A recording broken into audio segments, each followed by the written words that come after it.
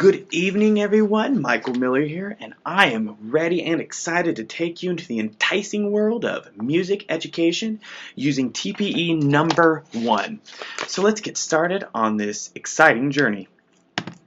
So if we start with the first slide, just in case you forgot who I am, my name is Michael Miller, and the article that I chose to read is called Authentic Practice and Process in Music Teacher Education by Jackie Wiggins from Music Educators Journal.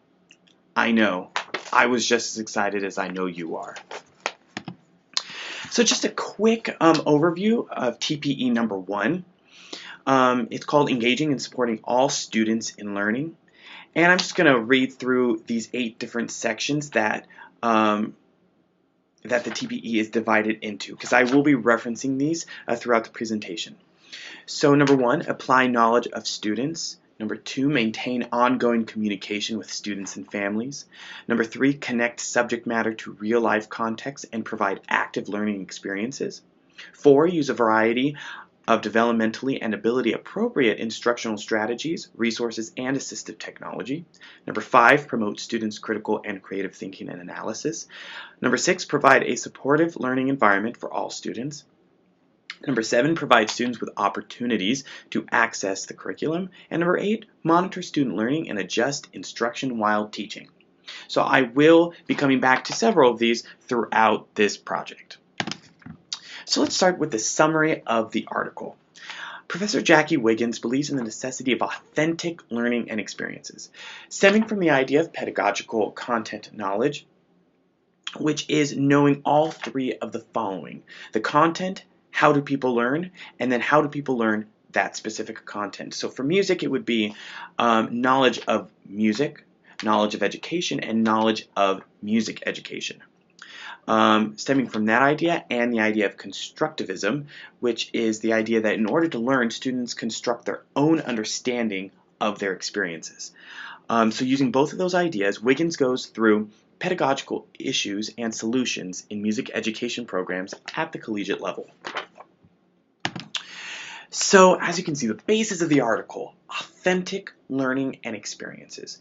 She uses authentic all over the place, and I mean all over the place. And she really focuses on the idea that learning should not be for learning's sake. There should be a reason for learning. And the idea is you need to learn for real life. You need to learn how concepts that are relatable to real life, and then you need to learn them in a way that'll actually translate to real life experiences.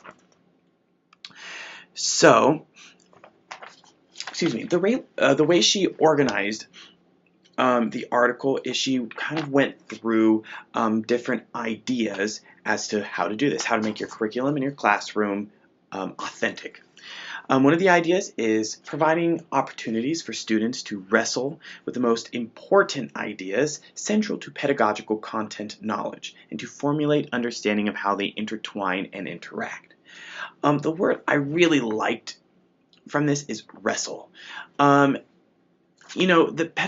pedagogical content knowledge is really college specific in this article, so that's not relevant right now, but the idea is wrestle. She really liked the idea of students, again, not just being given information to regurgitate terms and ideas and concepts. She wanted students to actually think. Wow, surprise, surprise, right?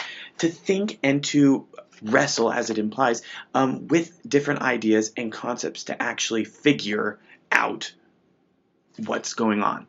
And so I related this to section number 5, which is promote students' critical and creative thinking and analysis. So another idea that she proposed to making your classroom authentic is providing appropriate scaffolding, making sure that students are met where they're at and that they have the appropriate scaffolding and help from either peers or teachers to make sure that they, again, are met where they're at and that they can properly participate and learn the same deep learning as the other students. And I related this to section number 4, which is use a variety of developmentally and ability appropriate instructional strategies, resources, and assistive technology. Her next idea was acute discriminations within increasingly wider connections. Now that's kind of a weird phrase, and it took me a while to figure out. But excuse me, but the way I interpret it as was deeper understanding of connections. You know, it's so easy for kids to say, well, music and history are connected because, well, they're both subjects, you know, I take in school. But we want to know a little bit more than that. How did the composers' lives, how were they affected by the government? And then how was the government affected by the composers, as many composers actually worked in royal courts? So that's the type of deeper learning that Professor Wiggins was talking about, something beyond surface level. And I related this to section number 3, which is connect subject matter to real life context. But I really wanted to connect it to the last few words of that section, which is, allow students to extend their learning, go beyond just surface level information. The next idea she gave was authentic music and learning experiences.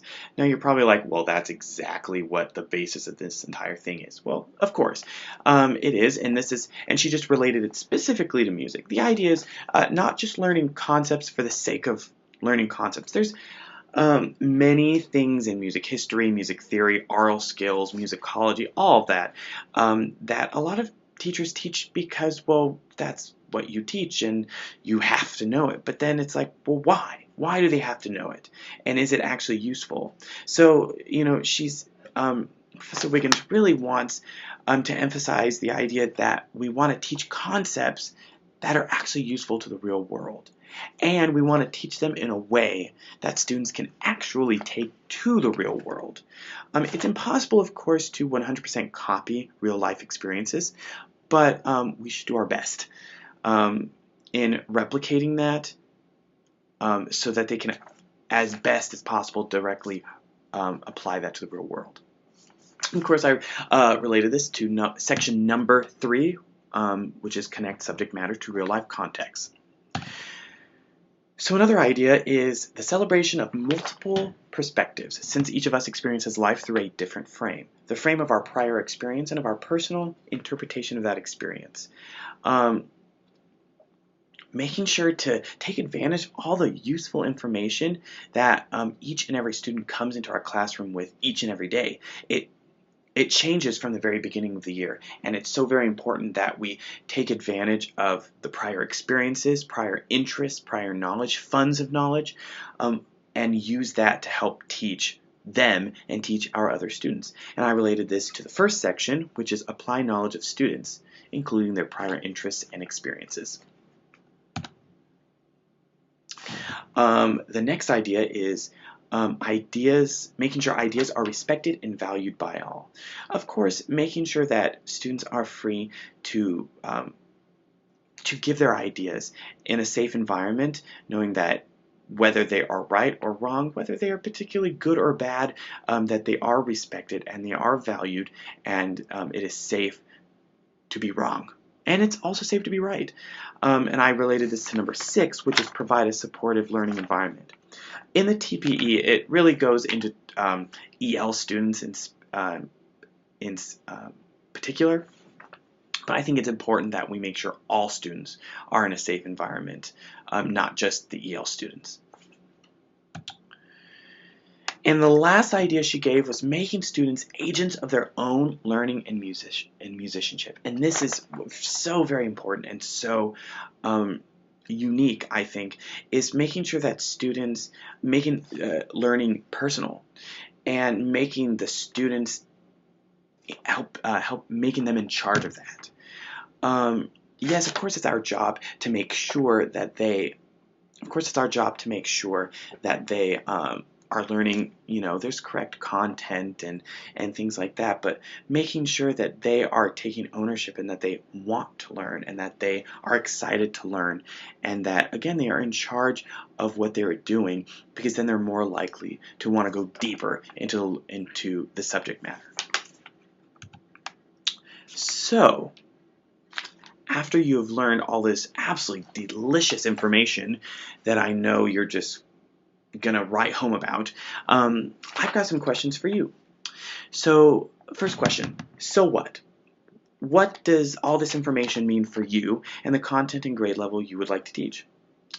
Question number 2, now what? What are practical applications to the information provided for the content and grade level you would like to teach? Question number 3, this article was different because its focus was college level education. Is there information you can glean from higher education for your specific content and grade level? Question number 4, are there any points that you disagree with for education in general, or maybe for your content and grade level specifically? Why? And question number 5, do you have any additions to this list to make a classroom more authentic? I would love to know what you think. Please comment on the discussion board. And of course, if you have any questions, concerns, or you want to discuss more about this article, of course you can talk to me in class. You can talk to me in class, respond to the message board, all of that, and I would love to talk to you. Have a wonderful evening, everyone. Peace out.